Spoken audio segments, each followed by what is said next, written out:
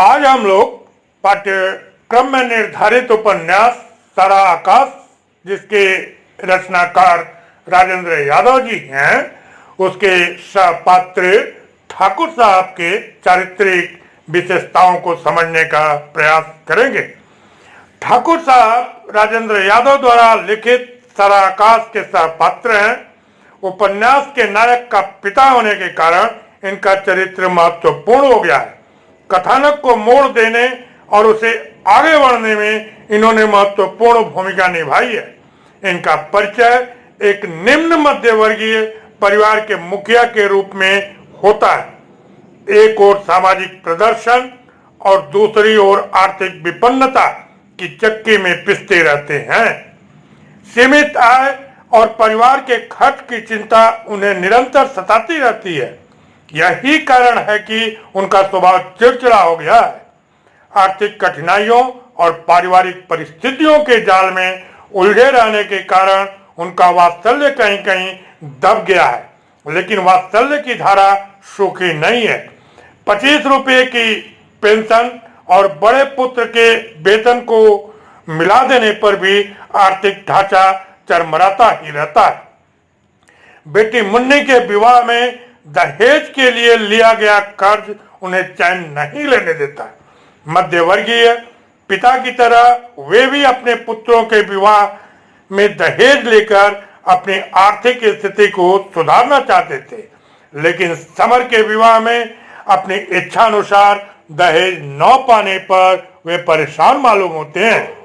उनकी परेशानी उन्हें चिड़चिड़ा बना देती है। उपन्यास में उनका प्रथम परिचय इस प्रकार मिलता है। झलझलाया हुआ चेहरा, कीचड़ भरी आंखें, लड़खड़ाती जबान, भपारे छोड़ती शराबी सांसें, मांडे के नीचे पगड़ी को संभालते बाबूजी दहाड़ मार रहे थे। हमारे साथ धोखा किया गया। लड़की के ब्याह में लिए गए कर्ज के लिए वे चिंतित दिखाई पड़ते हैं। समर का कथन इस बात का प्रमाण है। वह कहता है, बाबूजी सुनाते, इस मुन्नी के ब्याह में 7-8 हजार कर्जा हो गया है। अब ये लड़के ही कुछ करें तो हो, मेरे तो बस का नहीं है। ठाकुर साहब का चिड़चिड़ा हो जाना स्वाभाविक ही है। इस स्थिति में कोई भी जिम्मेदार व्यक्ति चिड़चिड़ा हो जाएगा। कौन पिता अपने बेटों की ऊंची शिक्षा देना नहीं चाहता? उनकी परेशानियां उन्हें चैन नहीं लेने देती, तब वे क्रूर हो जाते हैं। ठाकुर साहब के उग्र स्वभाव का पता तब चलता है जब समर फीस के रुपए मांगने उनके पास जाता है। वे कहते हैं, ये मेरे पेंशन के 25 रुपये आए हैं, सो इन्हें तुम ले लो। हमारा क्या है, हमें तो हड्डे पेलने हैं जिंदगी भर, सो तुम्हारे लिए करेंगे।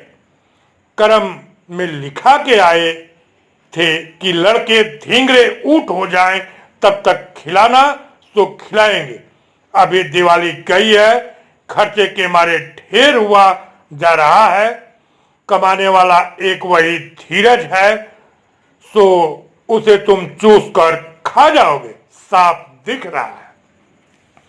ठाकुर साहब का यह कथन एक ऐसे परिवार के मुखिया का कथन है जो या तो अपने परिवार की गाड़ी खींचते खींचते थक गया है या अब उसे ढकेलने में अपने को असमर्थ पाता है।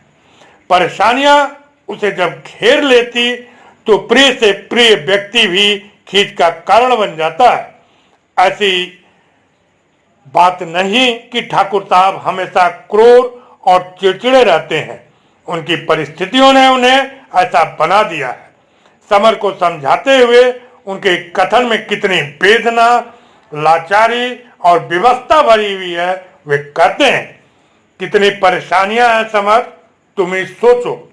हमारा ही दिल जानता है, बताओ मैं करूं क्या?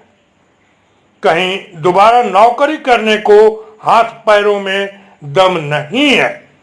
ठाकुर साहब का चरित्र ऐसा मानवीय चरित्र है जो रूढ़ियों परंपराओं में विश्वास रखता है। वे यह चाहते हैं कि उनके पुत्र उनके आज्ञाकारी बने रहे। इतना ही नहीं, वे अपने उचित अनुचित को छोड़कर उनकी राय मानते रहे। इसके लिए वे भय और आतंक का सहारा लेने से नहीं चूकते। उनके कड़े अनुशासन और आतंक के कारण ही समर उनके सामने बोलने का कम साहस करता है। निम्न मध्य वर्ग का पिता अपने उस पुत्र से अधिक प्रभावित रहता है जो उसकी आर्थिक सहायता करता है।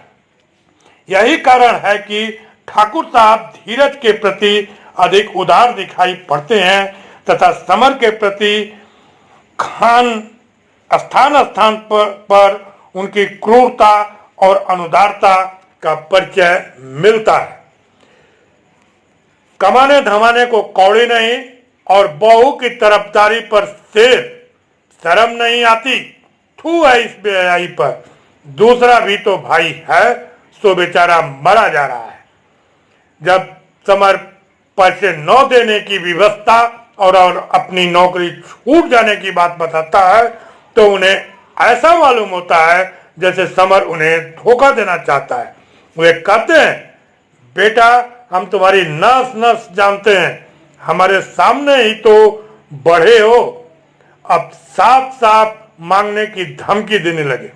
हिम्मत तो देखो पुत की। अरे हमने अपनी पहली तनख्वाह लाकर बाप को दी थी, सो अदब कायदा गया चूल्हे फाड़ में। हरामी, तुझे पाला पोसा पढ़ाया लिखाया सब इसलिए कि तू यो हमारी इज्जत उतार कर रख दे। यह इनकी रूढ़िवादिता नहीं तो और क्या है।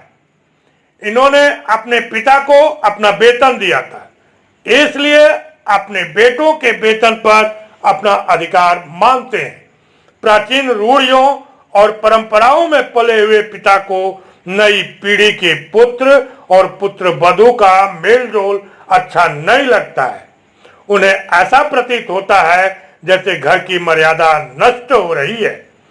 समर के शयन कक्ष के सामने दरवाजे को खटखटाकर कह गए शब्दों में जो भी सार्थकता हो, लेकिन आधुनिकता में पलने वाली नई पीढ़ी इसे स्वीकार नहीं करेगी। कितना क्रूर सत्य ठाकुर साहब के वाक्यों से झांक रहा है।